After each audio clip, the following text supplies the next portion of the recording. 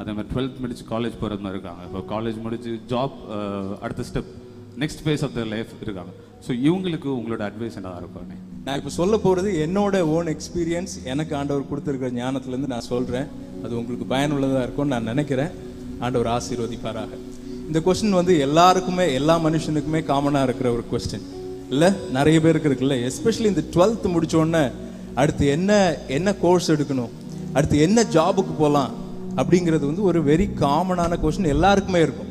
ஆனால் நம்ம கன்னியாகுமரி மாவட்டத்தை பொறுத்த வரைக்கும் என்ன பெரிய பிரச்சனைன்னா, அட்லீஸ்ட் நாங்கள் படிக்கும் போதெல்லாம் என்ன அடுத்து படிக்க போறீங்க கேட்டால் என்ன சொல்லுவாங்க, டாக்டர் இல்லைன்னா இன்ஜினியர். இந்த மொத்தம் 2 தான் இருக்கும்.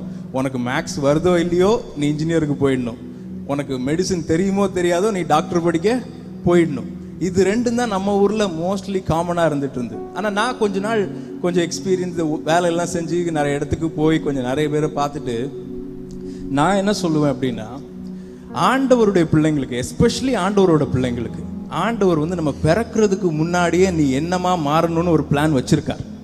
எத்தனை பேர் நம்புறீங்க? எல்லாருக்குமே உண்டு. நீங்கள் வந்து எந்த ஃபேமிலியிலேருந்து வந்தாலும் சரி, எந்த ஊர்லேருந்து வந்தாலும் சரி, உங்கள் பேக்ரவுண்ட் எதுவாக இருந்தாலும் சரி, நீங்கள் பிறக்கிறதுக்கு முன்னாடியே நம்ம என்ன ஆகணும் அப்படின்னு சொல்லி ஆண்டவருக்கு ஒரு பெரிய பிளான் இருக்குது. அது ஃபுல்லாகவே அவருக்கு தெரியும். அதனால நீ எந்த வயசில் இருந்தாலும் சரி, நீ எந்த வயசுல இருந்தாலும் சரி, எந்த டிசிஷன் எப்போ எடுக்க போறியோ பரவாயில்ல, ஆனால் நீ சின்னதுலேருந்தே ஆண்டவர்கிட்ட கேட்க ஆரம்பிச்சிரு.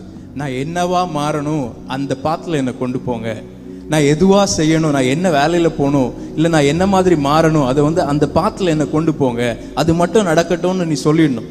நமக்கு என்ன பெரிய இன்ஃப்ளூயன்ஸ்னா நம்மளோட ஃப்ரெண்ட்ஸ். நிறைய வேலைகளில் நம்ம எப்படி கெரியர் சூஸ் பண்ணுவோம் அப்படின்னா, அடுத்த காலேஜ் சூஸ் பண்ணுறதே எப்படி இருக்குன்னா, என் ஃப்ரெண்ட்ஸ் எல்லாம் எங்கே போகிறாங்க, நானும் அங்கே போயிடுறேன். அல்லைன்னா என்ன இருக்குன்னா, யாராவது சொல்கிற சும்மா கதை, இல்லை இதை எடுத்து அங்கே போயிடலாம், ஃபாரின் போயிடலாம், அப்படி பண்ணிடலாம் அப்படின்னு யாராவது சொல்கிறத கேட்டுட்டு நமக்கு அது வருதோ இல்லையோ கஷ்டப்பட்டு ஒரு இடத்துல போய் சேர்ந்து அப்படி பண்ணிடுவோம். ஆனால் உண்மையாக சொல்கிறேன், ரியாலிட்டியில் ஏதோ இன்ஜினியரிங் சேர்ந்த உடனே, ஒருத்தங்க சொன்ன கோர்ஸ் சேர்ந்த உடனே யாருக்கும் வேலையும் கிடைச்சிடாது, லைஃப்பும் செட்டில் ஆகிடாது. உலகத்தில் பயங்கர காம்படிஷன். ஒரு ஜாபுக்காக 1000 பேர் போட்டி போடுவாங்க. அதனால நான் பேசிக்காக என்ன சொல்லுவேன்னா, உனக்கே என்ன மாதிரி சப்ஜெக்ட் வரும், எது உனக்கு கொஞ்சம் ஈஸியாக இருக்கும்னு. எல்லாருக்கும் மேக்ஸ் வராது, எல்லாருக்கும் சயின்ஸ் வராது, எல்லாருக்கும் கம்ப்யூட்டர் புரியாது.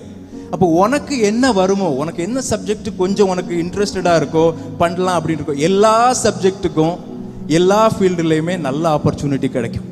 நீ அதில் எக்ஸல் ஆனேன்னா உனக்கு கண்டிப்பாக ஆப்பர்ச்சுனிட்டி இருக்கும். என் ஃப்ரெண்ட்ஸ் இதை எடுக்கிறாங்க, எங்கள் அம்மா அதை சொன்னாங்க, தெரியாமல் சொல்கிறத கேட்டுட்டு நம்ம எதுவும் பண்ணிடக்கூடாது. ஆனால் அதுக்கெல்லாம் முக்கியமான காரணம் என்ன முக்கியமான காரியம் என்ன இருக்கணும்னா, ஆண்டவரே நான் என்ன எடுக்கணும், நான் என்ன பண்ணணும்.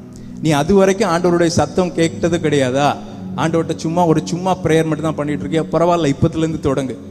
ஆண்டவர் உனக்கு அழகாக நடத்தும். நான் எப்படி தெரியுமா ஜெபம் பண்ணுவேன், ஆண்டவரே எனக்கு ஒரே ஒரு ஆப்ஷன் தாங்க, எனக்கு 2 ஆப்ஷன் தந்தா சூஸ் பண்ண தெரியாதுன்னு சொல்லுவேன். நான் சின்னதுலேருந்தே அப்படி தான் ஜெபம் பண்ணுவேன், இன்னைக்கு வரைக்கும் அப்படி தான் ஜெபம் பண்ணுவேன். என்னோட லைஃப்பில் எல்லாத்துலேயுமே ஆண்டவர் ஒரு ஆப்ஷன் தருவார், நான் அதை எடுத்துப்பேன். ஏன்னா அதுதான் இருக்கும் எனக்கு. அதனால நீயே அப்படியே கேளு, ஆண்டவரே எனக்கு ஒரு ஆப்ஷன் தாங்க. அது நான் ஜஸ்ட் என்னோட லைஃப்லேருந்து சொல்கிறேன்.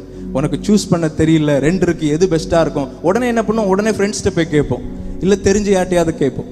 ஆனால் நாங்கள் படிக்கிற காலத்தில் இருந்ததை விட இப்போ உங்களுக்கு நிறைய ஆப்பர்ச்சுனிட்டிஸ் இருக்குது.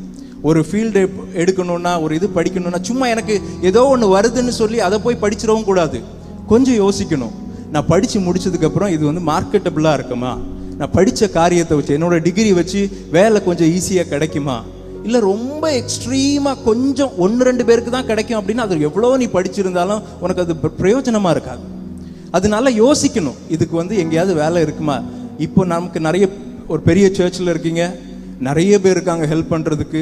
நீயும் இன்டர்நெட் எப்படி யூஸ் பண்ணணும்னு உனக்கு நல்லாவே தெரியும், கூகுள்லாம் எப்படி யூஸ் பண்ணணும்னு நல்லாவே தெரியும். சும்மா ஏதோ பார்த்துட்டு ஏதோ வாசித்து உன் டைமை வேஸ்ட் பண்ணுறதுக்கு நீ இருந்து இந்த மாதிரி உன் கரியர் ஓரியன்டாக கொஞ்சம் ரீட் பண்ணு, உனக்கே புரியும். எல்லா லாங்குவேஜ்லையுமே அவைலபிளாக இருக்குது.